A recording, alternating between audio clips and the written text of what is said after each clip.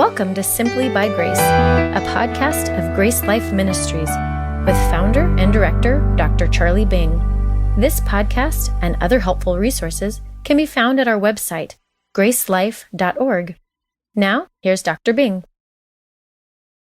So exciting to be in a conference that's focusing on evangelism and discipleship. I think the great premise of our conference here is that in a clear gospel, salvation is an instantaneous event, of course, and discipleship is a lifetime process. And that's something that we've spent a lot of ink spilling and a lot of time talking about and developing in conferences. And after all, the name of the conference is not Evangelism is Discipleship, it's Evangelism and Discipleship, and we notice that there is a distinction. So that's kind of a great premise behind what we're doing here. And now, though, that we have come to the point where we can appreciate discipleship and its differences from salvation, eternal salvation, now that we've come to that point, I think it's a good time to pause and appreciate just what discipleship is as a spiritual journey, as an experience with God, as Jody would say and has said. And look along the way and look at the biblical data to see what we might be able to gain from our observations. A week from today, I will embark on a 4-day trip and take 17 others with me, 17 men and boys. We will be going down the Devil's River in Texas, 2 days spent on the river. Privilege and pleasure to do that as part of my pastoral duties. And I'm the only one that's been there before. The Devil's River is a very fascinating river, very interesting Texas river. One of the reasons it's an interesting river in Texas is because it actually has running water in it. If you've ever driven across Texas in the summertime, you see a sign that says you're crossing this river and you're kind of waiting and it's kind of like clouds without rain. But it's a fascinating river because it's always got water, comes up out of the ground. The river just appears below Sonora and flows down to Del Rio on the border, and it just kind of appears out of the ground. So the water is clear, it's cool, it's kind of some of the cleanest water in Texas. They say you can drink from it. And not only that, but the country where it flows, it's a vast wilderness area where Texas is really, most people think of Texas, which is just desert country with nothing there. And so that's the kind of country we'll be in, and we'll be there for 2 days. And from the time that we launch to the time that we take out, there is no really other place to get out, and we will not see anybody for those 2 days. It's the last wilderness river in Texas, and we're just excited about making that trip. I made it once before 9 years ago, and so I'm a little bit familiar with it. You have your nice fast water, but it's not too challenging for us who are greenhorns at this canoe business. But there are a couple places that are dangerous, and you actually want to get out and portage your canoe around. There's a 12-foot fall, it's the largest natural waterfall in Texas. You want to be sure to walk around that. And there's long stretches of a mile or so where you really have to paddle, and you hope that you don't have a south wind because the water is not moving you at all. You got to do all the moving. And then there's areas, that are really easy going. And down near the bottom of our trip, there's going to be big areas of marshy-looking reeds where you can take one branch or another, and you kind of have to be sure you know where you're going, or you get stuck in the weeds and have to backtrack. But the whole thing, no matter what challenges or even danger presents itself, it's just going to be a lot of fun and exciting. I just use that as an analogy of discipleship. Isn't it quite the same way? Very exciting. It's full of easy times. It's got its slow periods. It's got its excitement. It's got its dangers. It's got its trials. It's got times where sometimes you go down take a wrong turn, and you have to straighten yourselves out and back up a little bit. One thing we know is that disciples are made and not born. Discipleship is a process. It is a journey. It is a direction that we head. It is an orientation, and it is a commitment. When we look at the words "follow me" or "come after me" in the Gospels, and I would challenge you to do this study on your own, you'll find, I believe, that every single use of those words, "follow me" or "come after me," refers to the relationship that Jesus had with people who would follow him in a relationship of discipleship. Now, that's different from when he says, "come to me." When he says, "come to me," I think that is often an evangelistic invitation. So As I studied these, I came across some interesting things in the life of Peter I wanted to share with you. But also, what really motivated the study was to see if there was a difference in discipleship and justification or eternal salvation and its presentation in the Gospels. And there's some things I've come to understand and that are crucial to understanding, I think, discipleship. First of all, that we've said this many times, if you confuse discipleship with the gospel itself, you have a very confusing gospel because you have a gospel with many conditions. Conditions like deny yourself, take up your cross, follow me, hate your father, mother, brothers, sisters, etc. And it would just confuse somebody terribly to say to them that you have to do these things in order to become a Christian. Another thing that we should understand is that if we do confuse discipleship with eternal salvation in our gospel presentation, we really undermine the whole discipleship process. Because I believe the discipleship process is built on a foundation of grace that assures us of our relationship with God. And it is on the basis of that assurance and acceptance with God that we have the freedom and the liberty to grow in that relationship and to express our gratitude and love back to Him, who loves us with a love that will not let us go. So it will undermine discipleship if we are to confuse these issues and put doubts in people's mind about whether they are really believers or not. And then, of course, I think it would be terrible for people to miss the experiences in this exciting journey of discipleship by having to wonder whether or not they are saved, to having to wonder whether or not God has really accepted them because they've taken a wrong turn or lost their way in the reeds of life's experiences. Or how do they handle a failure? Does that mean that they are no longer acceptable to God, that they would no longer be called a disciple? But with the perspective I think the Gospels bring us, we can see that discipleship is a process, and in that process, God can even use failure and setbacks in such a way that we can, maybe not at the time, but we can at some point appreciate what God is doing in that situation and how it has brought us into a deeper experience of Him.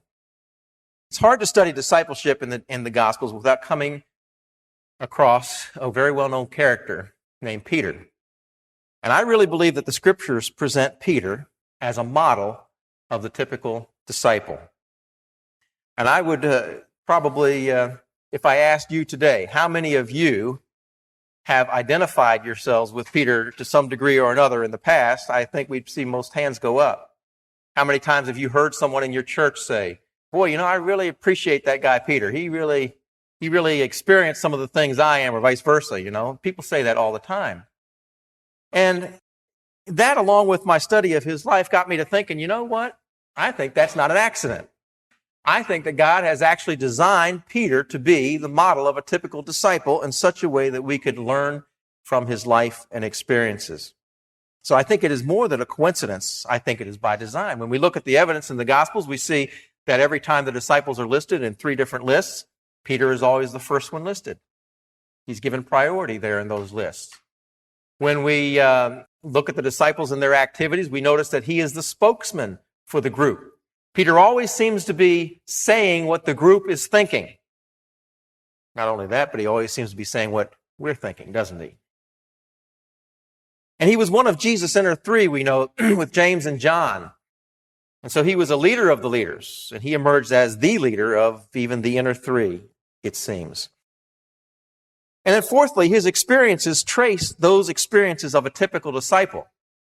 The Gospels were careful to show us Peter before he was actually a believer in John chapter 1. And then we are given glimpses of his life all along his journey of discipleship until in John chapter 21, we have one of the last glimpses of any of the disciples, John and his encounter with the post-resurrection Jesus Christ, where he commissions him to ministry. So we have these experiences in his life that would mirror the experiences of a typical disciple. Well, let's talk about that. Peter's experiences as a disciple. I think there's some principles we'll find when we look at his life, and we can learn a lot from Peter's life. I mean, he's all through the Gospels, and we can draw a lot of principles from it. What I wanted to do is focus in on those passages or those episodes of his life where the words "follow me" or he followed or something similar was actually stated or very implicit in the episode. And I think by looking, I've identified 6 of those, and I'm not saying that's maybe even all of them, but 6 of them where I think we can learn some good lessons that give us an idea of what a journey of discipleship should reflect. I call them episodes in his life, but you know what? I kind of like the word passages better. Passages, not in the sense of Bible passages, but passages in the sense of kind of a crucial entryway into another experience, like a doorway into a whole new experience of God and discipleship. Passage of a young Jewish boy into adulthood is bar mitzvah. A Messiah young man passes into a warrior status by killing a lion. We have our passages in culture and society, and it seems that Peter was kind of put through these kind of steps or doorways at certain points in his life where Jesus challenged him to follow. The Panama Canal is almost 51 miles long. It connects the Caribbean with the Pacific. But it doesn't do it very easily. It has to, of course, go up before it can go back into the Pacific. In order to do that, they accomplish that with a set of locks. A lock, of course, a gate that you close and the water's filled in, the boat rises to the next level and is able to go on. I think that's a good illustration also of what a passage is. It's a point where God raises our experience or our awareness or our commitment to a level where we're ready to go on to the next leg of the journey. I like to say it this way. At each stage in a disciple's life, a disciple is challenged to become more of a disciple. God doesn't let us rest. And when we look at the Gospels and the episodes in Peter's life, we see, I think, especially in those passages that either mention or imply following, we see Peter constantly being challenged to a greater commitment in discipleship. And I just want to discuss 6 principles that I find in Peter's life for the making of a disciple. Certainly there are more principles, but these 6 will show us not only that salvation is definitely distinct from what we call discipleship, but what the experience of discipleship entails. The first comes from John chapter 1. In John chapter 1, you find Peter in what we might call a curious stage or a seeking stage. He's brought to Jesus, you know the story, by his brother Andrew. Andrew, it is said, had followed Jesus in verse 37, so there's the word. And he invites his brother Peter to come and see, and Peter, perhaps just out of curiosity, comes to find out what Andrew's talking about. And Jesus says to him in verse 42, when they meet, that you are Simon, the son of Jonah, you shall be called Cephas. He says to Simon, which means hearer, you will be called the stone, the rock. Peter must have been scratching his head at this time. We could understand that. But when Jesus saw Peter, he saw not only who he was, but what he could become. And I think there's a principle there for us, that disciples should have a vision of what they can become. You might be able to reflect back to a period in your life where somebody believed in you more than you believed in yourself.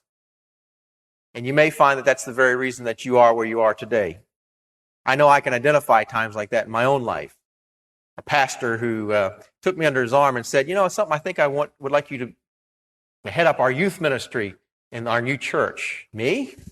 You really think I can do that? He gave me something to live up to. I remember the first sermon I ever preached, and I wish I didn't, but I remember it. I remember the little old lady who came up afterwards, and in a prophetic tone of voice and attitude, she says, "You're going to be a preacher someday." Took all the faith I had to believe her. Still working on it. But you don't forget moments like that when people believe in you, when people see something of what you can become and believe in you more than yourself. On the other hand, I'm greatly rebuked by memories of times I've prejudged people, and I said, nothing will ever become of that person. You ever have that kind of situation happen to you? The alcoholic, he'll never straighten out his life.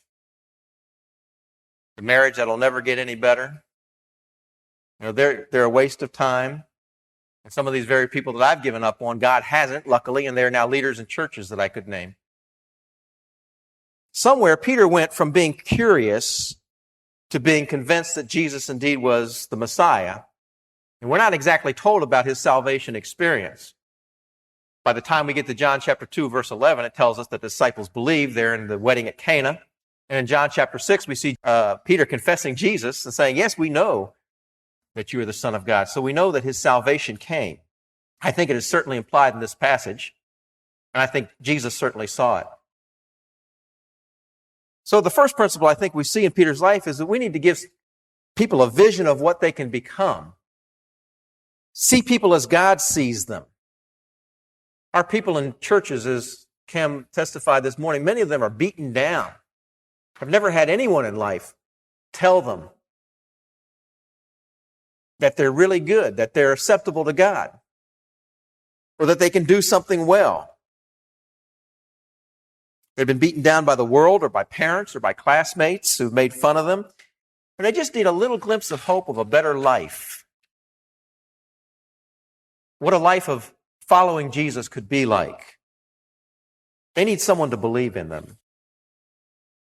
A second principle I get from a very well-known story about the disciples as they fished on the Sea of Galilee. It's in both Mark 1 and Matthew chapter 4. My favorite version is Mark for a reason that I'll mention to you in just a moment.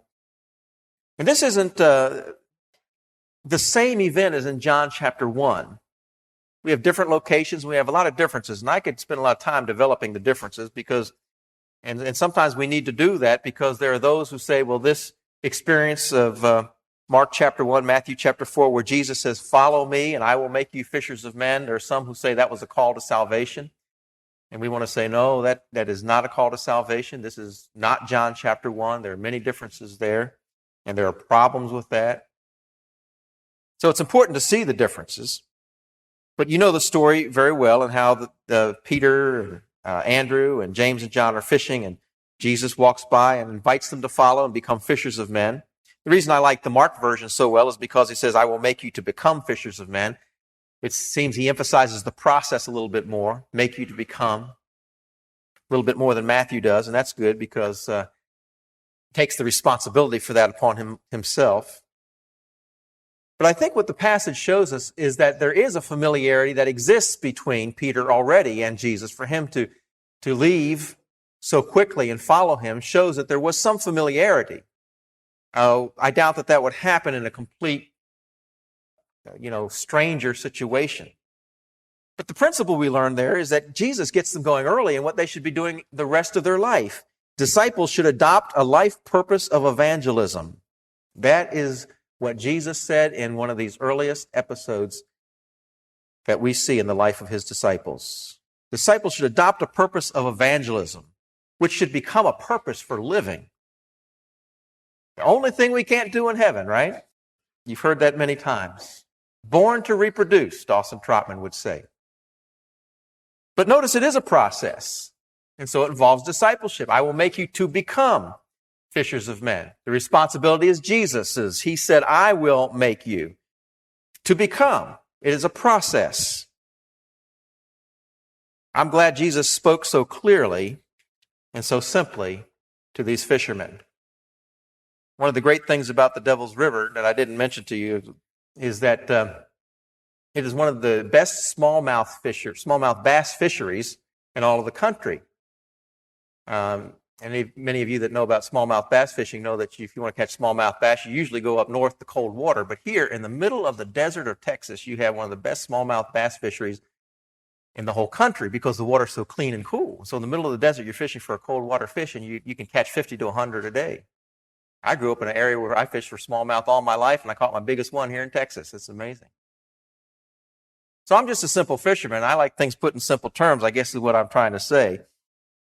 One of my favorite quotes about fishing is, there's a fine line between fishing and standing on the shore like an idiot.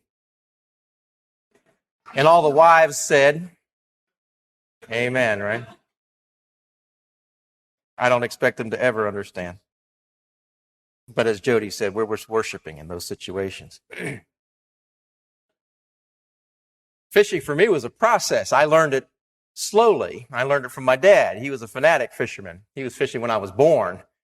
In fact, those were the old days when you didn't go to the hospital. He went fishing instead. And I remember well the mornings that he would wake me up. Growing up in Maryland, he'd wake me up before the sun came up and rouse me out of bed. And you want to go fishing? Sure, Stumble into the car, sleep all the way there, scramble out at the Potomac River, climb out on the rocks with him in the cold, and just sit there and watch him fish because I was too small to handle the gear. He'd catch the fish, and I'd get excited. I might help him net one. Then maybe a year or two later, he'd hook one, and he'd say, "Hey, you want to reel it in?" Boy, did I! Reel that thing in. You feel that thing tug, and you're hooked for life. And been doing it ever since.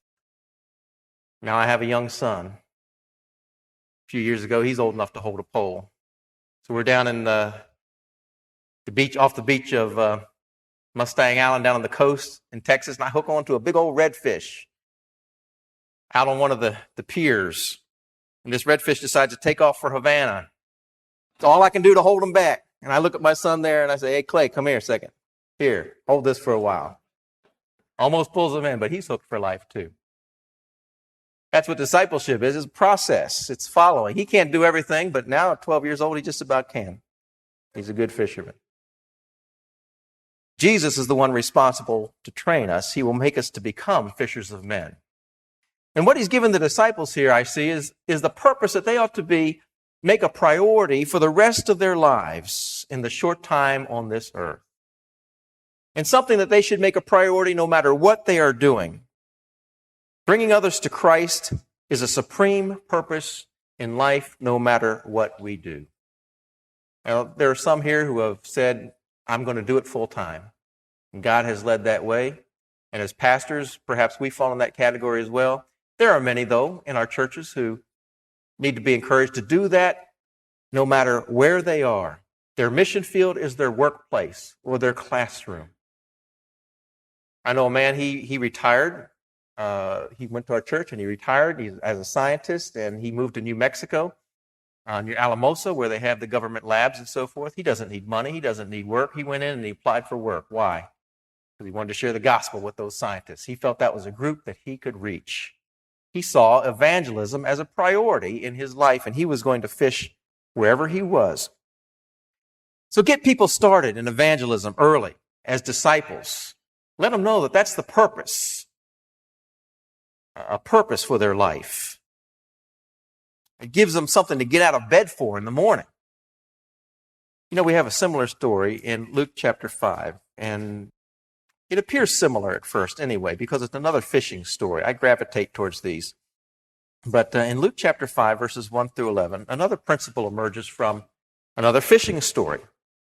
Now, in this story, we have a different situation. Jesus is preaching. Jesus is again on the shore, but there were two boats there, and Peter and the fishermen were fishing. And you remember the story that Jesus tells Peter to launch out into the deep, verse 4, and let down your nets for a catch. And Peter says, in a nice way, "Lord, you really don't know anything about fishing, but okay, we'll entertain you." And they caught a great number of fish.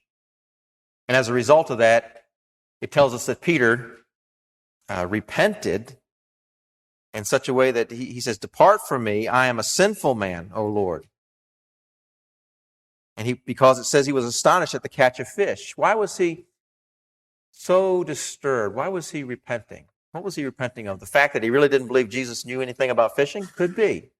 The context would certainly support that. Perhaps the fact that Jesus had called him before to become a fisher of men and he was still just fishing for fish and hadn't really gotten the big picture, fully submitted to Jesus and his purpose for his life. Can't prove that. I have my suspicions that might be behind Peter's repentance. Not totally subjected himself to this call for repentance. And one of the clues for that is at the very end, where he says in verse 10, "Don't be afraid, from now on you will catch men." You see, the promise is a little different. I will make you to become fishers of men, but now you will catch men. He talked about training before. Now he talks about on-the-job training or practical experience or actually doing it. So I see a progression there. And not only that, but in verse 11, they forsook all and followed him. If you go back and look at Matthew 4, In Mark 1, Peter, it says, left his nets, but here it says he left all. So I see a progression in Peter's journey of discipleship. Jesus has challenged him to become more of a disciple by devoting more of his time and more of his energy to what is near to his own heart, to get his message out, to reach people with his gospel. What was the lesson that Jesus, that we learn here, that Peter learned? That disciples should learn to trust and obey the Lord. Trust him to take that step in fishing. Trust him to take that step with your life, to leave security behind, to leave what is familiar behind, and to follow him wholeheartedly. Only an obedient disciple is a useful disciple. It's a lesson that we all have to learn as disciples. I have a love-hate relationship with my chocolate lab named Belle. I bought her to keep me from jumping in ice-cold water to retrieve ducks. And she does a fine job because I put a lot of time into training her. I trained her to wait until I said go, and then and when I say fetch, she fetches. And if I need her to stop, even in the water, there's a signal. She stops. We often entertain people when they come to our house. We'll put her down one end of the yard, and I'll be down the other, and the kids will all call her and say, come on, Belle, come on, Belle. And she won't come. She won't come until she hears my voice. I say, Belle, come. And she comes. Very obedient dog. Because a dog that's not obedient is useless to me. Frankly, I'm not going to spend the cost of dog food on something like that. A dog that doesn't listen isn't useful in the field.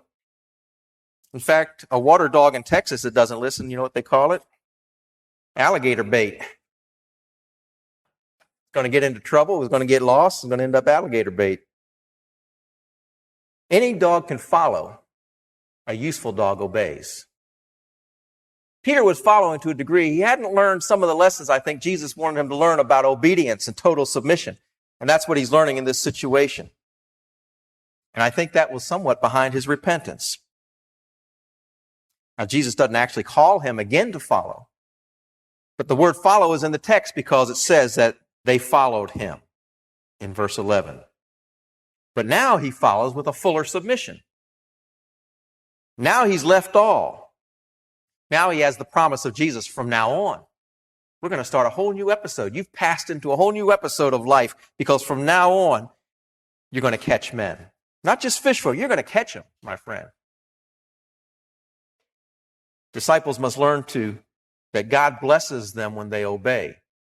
And they can let go of the security of the past and embark on a new phase of life devoted to reaching people for him. That's a fearful step for many. And we understand that. But you know something? I've always viewed evangelism as a fearful thing to do. And you don't get the job of evangelism done and missions done unless you're willing to take a risk and trust God for something. It just seems that it always comes at a cost. It's never convenient. It's convenient to fish in my backyard, but I'm not going to catch anything there. You've got to go where the fish are. That's the first rule of fishing. And to do that means you step out on faith and leave some things behind.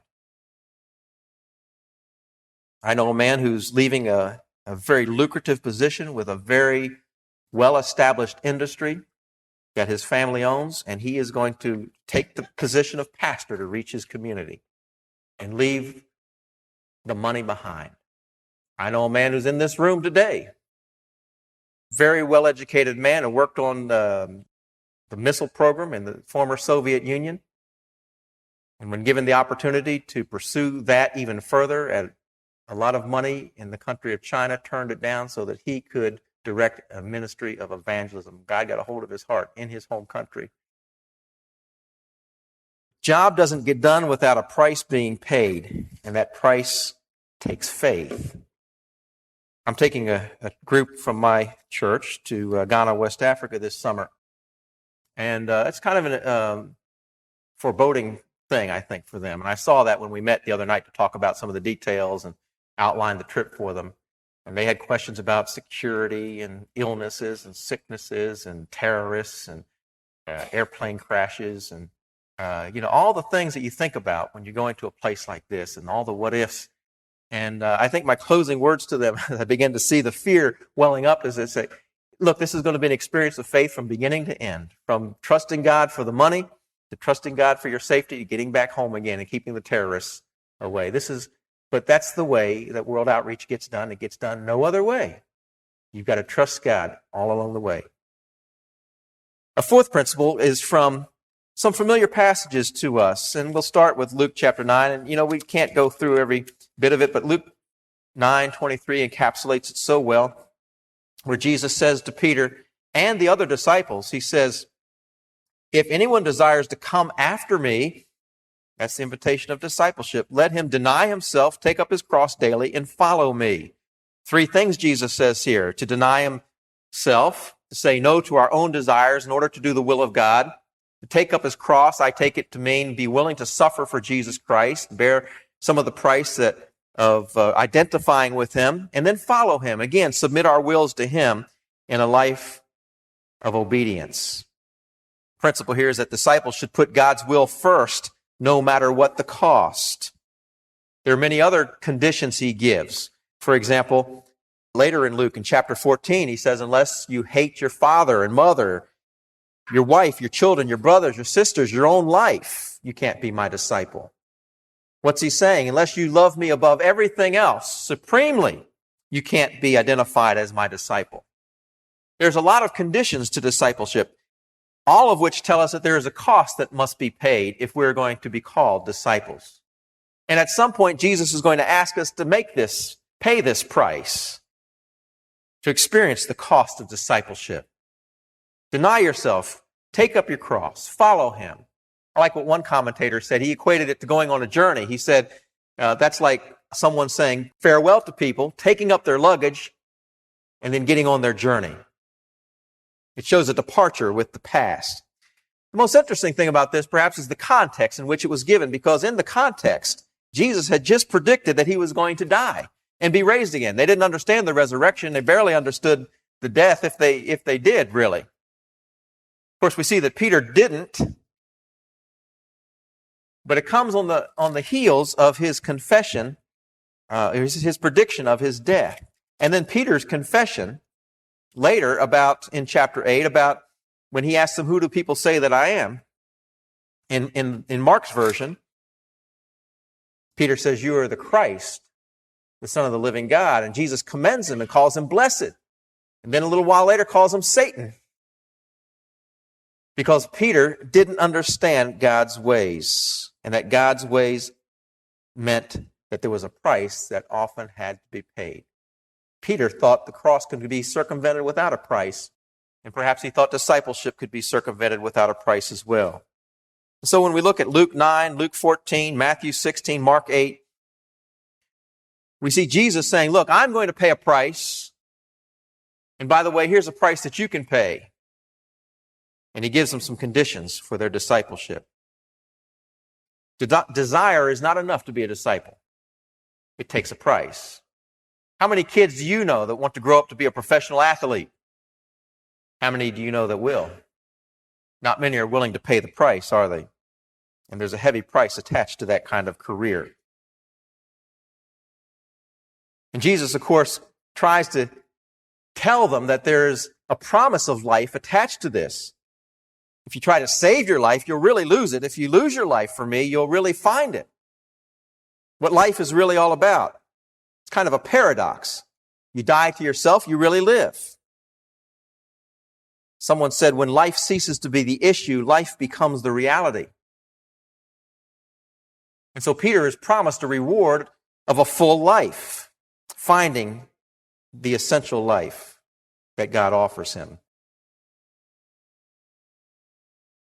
Those who willingly deny their desires, those who willingly suffer persecution for Jesus Christ, those who follow him in submission, those who pay that price, know the cost of discipleship, are given a life experience that they probably would never try to compare to their previous life. I know a fellow who was marched out of his home at gunpoint, not allowed to pack a thing, and now he's making a great impact on the nation of India. His life has been multiplied so many times beyond what he ever could have had if he clung to his own life. So I think disciples should learn to put God's will first no matter what the cost. Let them know the cost of discipleship. It's so tempting not to want them to pay the price because you see that it's going to cost them something. You want to keep them from maybe quitting their job or making that sacrifice, but your faith is weak. We want to protect them. God wants to bless them.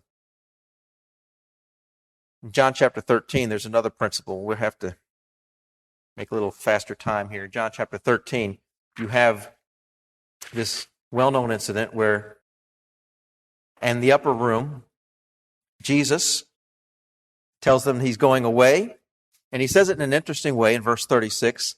He says, "Where I'm going, you cannot follow me now, but you shall follow me afterwards." There's the word follow. Emphasized, really. And Peter says, "Hey, why can't I follow you? I'm going to lay my life down for you." And then Jesus predicts that he's going to deny him. He's going to fail. Peter is confident that he is not going to fail his Lord, and that's probably exactly what led to his downfall. Peter stepped on a banana peel, a spiritual banana peel, and the rock turned to sand for a while.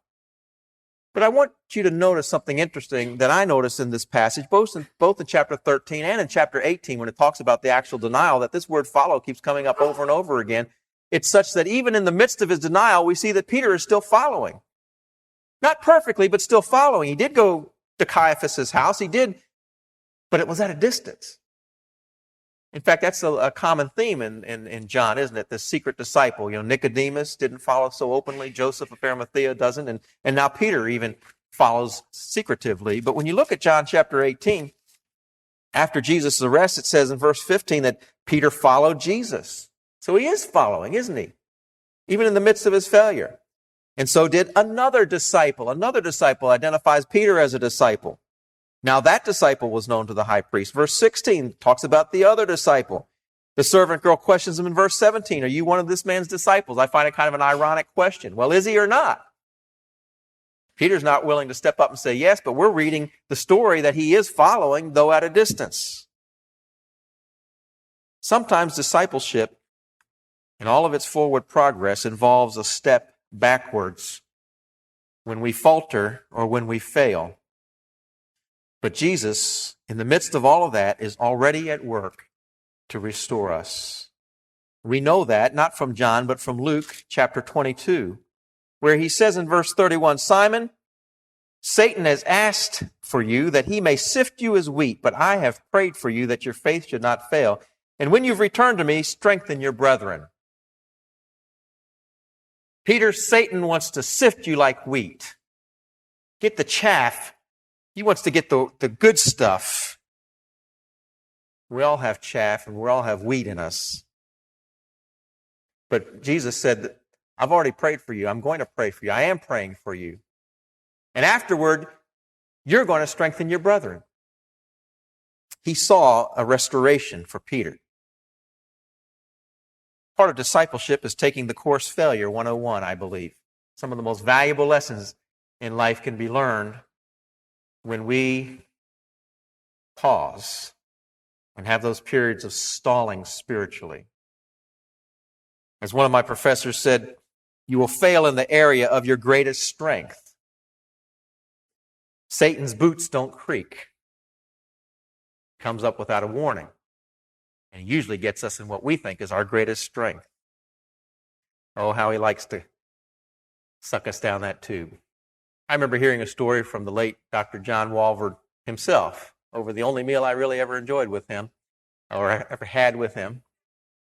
I've only had one meal with Dr. John Walvoord, enjoyed it thoroughly, and this is a story he told me.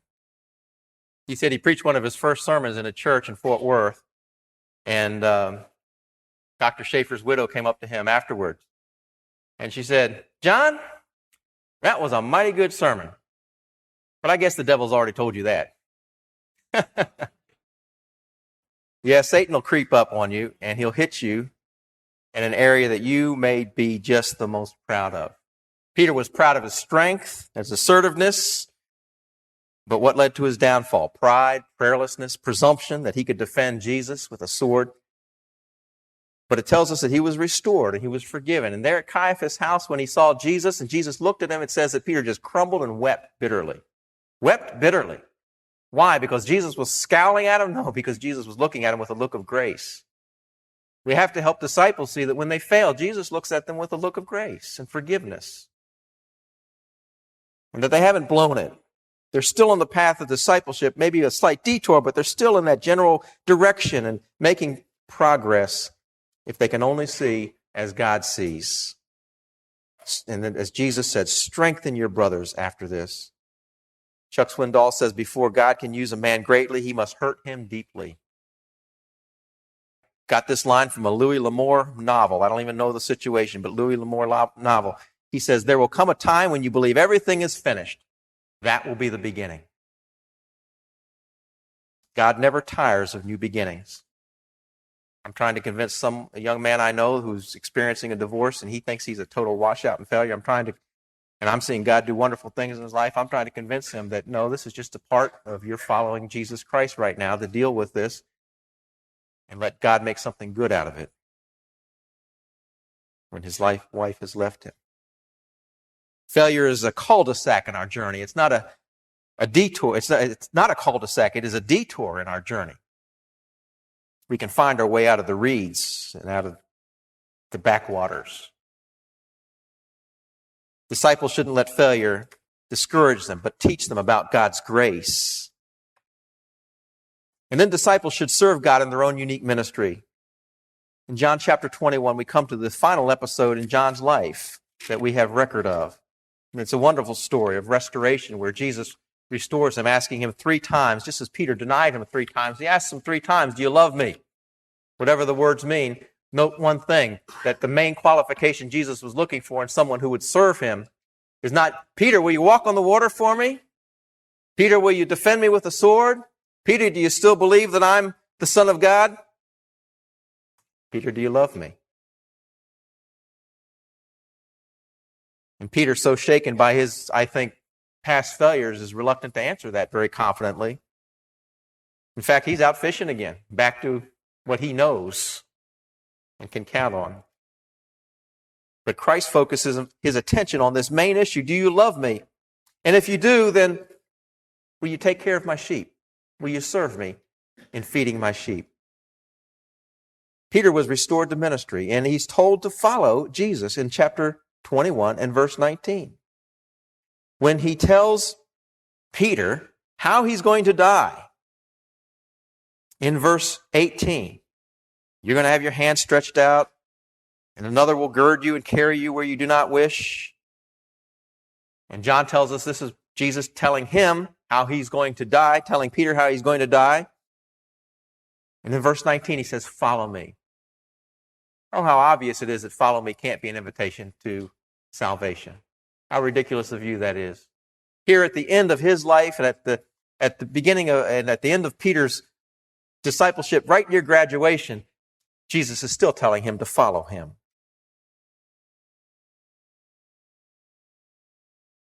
And then Peter looks over his shoulder and sees John and says, what about this guy?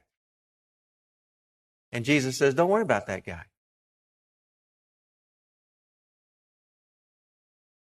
In other words, how's he going to die? Quite different from you, Peter, by the way, but don't worry about that. Verse 22, if I will that he remain till I come, what is that to you? You follow me. And there's a lesson there that we should serve God in our own unique ministry. Peter, you're not John. His fate is different from yours. His ministry is going to be different from yours. His writing, we know, is going to be different from yours. And our ministries are different from one another. A new lesson that Peter learns in following, that God has a specific task for him. It started out so generally, follow me, I'll make you fishers of men. That's a general statement. But now, Peter, I want you to follow me in your own specific ministry. Don't compare yourself with others. God has a unique ministry for you. We need to teach disciples that God has given them a unique personality, unique gifts, unique abilities, and they should follow God using those. I always tell my students, don't compare grades, because if you do, you'll either get proud or discouraged, one or the other. What a temptation it is to compare ourselves to one another, especially pastors at a pastor's type of conference. Oh my goodness. But God hasn't called me to be you or you me. We all can't play the French horn in the orchestra. God has given us different gifts. 1 Peter 4:10, as each one has received a gift, let him minister to one another as good stewards of the manifold grace of God. It's not vanilla grace of God. It's vanilla, chocolate, strawberry, and pistachio. All different flavors in his family, all used to serve him.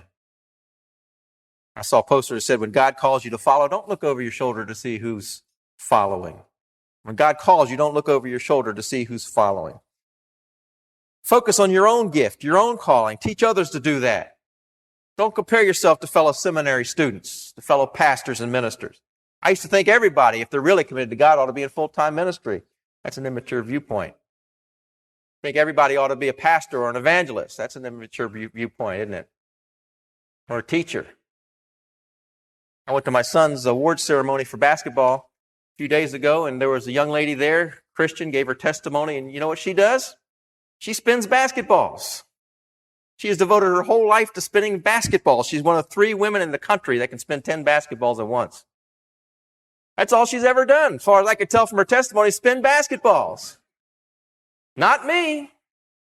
That's what God's called her to do. She's doing it faithfully, and she's using it to share the gospel. I can't criticize her. She's following God. I think these passages in Peter's life show us that disciples are made and not born. At each stage, Peter is challenged to move up to the next stage. It's not a static thing, like a photograph. It's more of a video. We see a progression, and a disciple is always challenged to become more of a disciple. Jesus goes from the general call to serve him to a specific ministry in each of our lives. And each time he challenges us, it's to greater commitment or greater sacrifice or greater significance in our walk with him, greater experience of who he is and how he can provide for us. Discipleship is a direction, an orientation, and as I said, a journey. It is a committed and progressive following of Jesus Christ as our Lord and our Master. Thank you for listening. For more resources, or to help spread the message of God's life-changing grace, visit our website at gracelife.org. We'd love to hear from you. Send us a message at simplybygrace@gracelife.org. See you next time.